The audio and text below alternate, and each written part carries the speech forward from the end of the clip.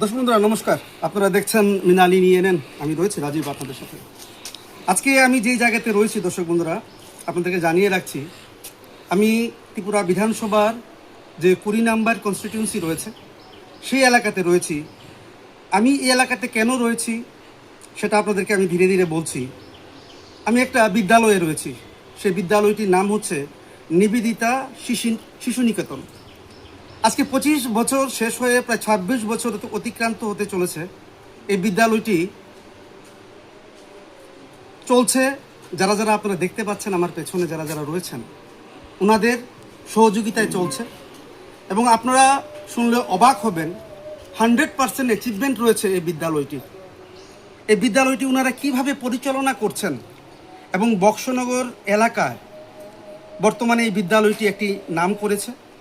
এবং যারা আপনারা রাজধানীতে আছেন বা সারা ত্রিপুরা রাজ্যের মানুষরা যারা রয়েছেন, আপনাদেরও জানার প্রয়োজন রয়েছে বলে মিনালি নিয়ে নেন মনে করে। আজকে এখানে আসার মূল কারণ হচ্ছে এই বিদ্যালয়টির প্রেক্ষাপট নিয়ে আলোচনা করব। এবং আরও একটি বিষয় আমি আপনাদেরকে জানিয়ে রাখছি, বর্তমান সময়ে যে 10,323 জন যারা ছিলেন এই ত্রিপুরা রাজ্যে, তাদের মধ্যে থেকে প্রায় 4-5 জন শিক্ষক ওনারা কিন্তু এই বিদ্যালয়ে আজকে নিজেদেরকে যোগদানের মাধ্যমে যারা ছাত্রছাত্রীরা যারা রয়েছেন তাদেরকে পাঠদান করছেন। এ সকল বিষয় নিয়ে আজকে আলোচনা করব। আমার সঙ্গে রয়েছেন এই বিদ্যালয়ের যিনি হেডমাস্টার আবুল কাসেম স্যার। ওনার সঙ্গে আলোচনা করে প্রথমে জানতে চাইব যে এই বিদ্যালয়টির প্রেক্ষাপট। প্রথমত স্যার আপনাকে স্বাগত জানাচ্ছি আমাদের মিনালি নিয়ে নেন। যে বিষয়টি প্রথমে আপনার কাছ থেকে জানতে চাইব বা রাজ্যের মানুষ জানতে চাইছে যে এই প্রত্যন্ত অঞ্চলে একটি বিদ্যালয় সফলতার সঙ্গে কাজ করে যাচ্ছে, অ্যাচিভমেন্ট পাচ্ছেন, কি কারণ দেখছেন? বিষয় হলো আমাদের যে এই স্কুলটা নিবেদিতা শিশু নিকেতন উচ্চ বিদ্যালয় বক্সনগরের মধ্যে একটা সুনামধন্য স্কুল। এটার প্রেক্ষাপটটা হলো আজ থেকে প্রায় 26 বছর আগে 1999 সালে আমাদের এলাকার শ্রদ্ধেয় শিক্ষক খলিলুর রহমান স্যারের প্রচেষ্টায় এবং আমাদের মাননীয় বিধায়ক 20 বক্সনগরের জনপ্রিয় বিধায়ক তফাজ্জল হোসেন স্যারের সহযোগিতায় আজকে আমাদের স্কুলটা এই জায়গায় এসে পৌঁছেছে। তো আমাদের স্কুলের যে এটা সোসাইটি দ্বারা পরিচালিত একটা বেসরকারি স্কুল, আমাদের স্কুলের রেজাল্ট গত 3 বছর মাধ্যমিক পরীক্ষায় 100% রেজাল্ট করেছে আমাদের স্কুলের ছাত্রছাত্রীরা। এবং এই বছর আমাদের স্কুলে হায়েস্ট 90% পেয়েছে একজন ছাত্রী শুভমিতা সরকার। সবচেয়ে গুরুত্বপূর্ণ বিষয় হলো আমাদের এমএলএ স্যার, তিনি আজ থেকে প্রায় 20 বছর আগে যখন তিনি এমএলএ ছিলেন না, তখনও স্কুলের জন্য 50,000 টাকা তিনি ব্যক্তিগতভাবে ডোনেট করেছেন। কারণ শিক্ষার প্রতি ওনার একটি গুরুত্বপূর্ণ ভূমিকা রয়েছে। উনি চান এই এরিয়ার ছেলেমেয়েরা যাতে সুশিক্ষায় শিক্ষিত হয় এবং বিভিন্নভাবে রাজ্যের সম্মানকে গৌরব উজ্জ্বল করতে পারেন। উনি বিগত কিছুদিন আগে গত বছর আমাদের স্কুলের প্রায় 700 স্টুডেন্টের জন্য বিনামূল্যে উনি নিজের ফান্ড থেকে ড্রেস প্রদান করেছেন, স্কুলের জন্য 2টা বাস প্রদান করেছেন এবং স্কুল বাউন্ডারি করে দিয়েছেন।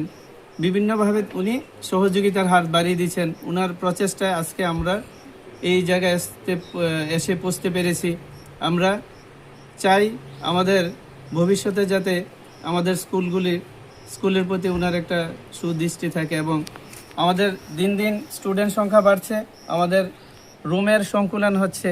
আমার একটা আবদার থাকবে, দাবি থাকবে, যদি কোনো সরকারি সহযোগিতা বা বিভিন্নভাবে আমাদের স্কুলের জন্য একটা বিল্ডিং বাড়ি করে দিতে পারেন তাহলে আমাদের উপকার হয়। ইনফ্রাস্ট্রাকচার আমাদের যা আছে, বিধায়কের সহযোগিতার মাধ্যমে আমাদের স্কুলটা আজকে এই জায়গায় এসে পৌঁছতে পেরেছে। এই জন্য ওনাকে আমার পক্ষ থেকে, বিদ্যালয়ের পক্ষ থেকে ধন্যবাদ জ্ঞাপন করছি। কতজন শিক্ষক আছেন আপনারা, শিক্ষক শিক্ষিকা আমাদের রয়েছে এই বিদ্যালয়ে? আমাদের স্কুলটা 2টা শিফটে চলে, মর্নিং শিফট এবং নুন শিফট। মর্নিং শিফট 7টা থেকে 9:30 অবধি এবং নুন শিফটটা 11টা থেকে 3:30 অবধি। আমাদের টোটাল মর্নিং এবং নুন শিফটে 25 টিচার আছে, 2জন মাদার আছেন এবং আমাদের স্কুলটা টোটালি একটা সোসাইটি যারা পরিচালিত এবং বেসরকারি উদ্যোগে পরিচালিত। এখানে সরকারি কোনো সহযোগিতা আমরা পাই না। আমাদের যা এখান থেকে আসে তা দিয়ে আমাদের টিচার এবং ইনফ্রাস্ট্রাকচারের আমরা ব্যবস্থা করে থাকি এবং আমাদের উদ্দেশ্য হলো এই গ্রামীণ এরিয়াতে যারা দূর দূরান্তে গিয়ে আগরতলা বা শহরে গিয়ে পড়াশোনার সুযোগ পায় না, তাদের আমরা এখানে সেই একটা পরিষেবা দেওয়ার চেষ্টা করছি, যাতে তারাও এইখান থেকে বেরিয়ে এসে রাজ্যের বিভিন্ন উচ্চ পদে ডাক্তার, ইঞ্জিনিয়ার এগুলি হতে পারে। আমাদের এখানে এত বছর থেকে যত স্টুডেন্ট বেরিয়ে গেছে, অনেক স্টুডেন্ট আছে ডাক্তার, ইঞ্জিনিয়ার আমাদের স্কুল থেকে বেরিয়ে গেছে। আমরা চাই আমাদের এরিয়ার ছেলেমেয়েরা যাতে সেই পরিষেবা পেয়ে আরও ভালো কিছু হতে পারে, এই আমাদের উদ্দেশ্য স্কুল। দর্শক বন্ধুরা, আপনারা শুনতে পেয়েছেন, আজকে মৃণালিনী নিয়ে এলেন। আমরা রয়েছি এই এলাকাতে, যেটা 20 বিধানসভা কেন্দ্র রয়েছে এবং এখানকার বিধায়ক রয়েছেন তোফাজ্জল হোসেন। ওনার ব্যক্তিগত উদ্যোগে যেটা শুনতে পেলাম, হেডমাস্টার বা যারা এখানকার যারা পরিচালন কমিটি যারা রয়েছেন, ওনাদের বক্তব্য হচ্ছে যে যিনি এলাকার বিধায়ক রয়েছেন, ওনার স্বতঃস্ফূর্ত সহযোগিতায় এই বিদ্যালয়টি আজকে চলছে।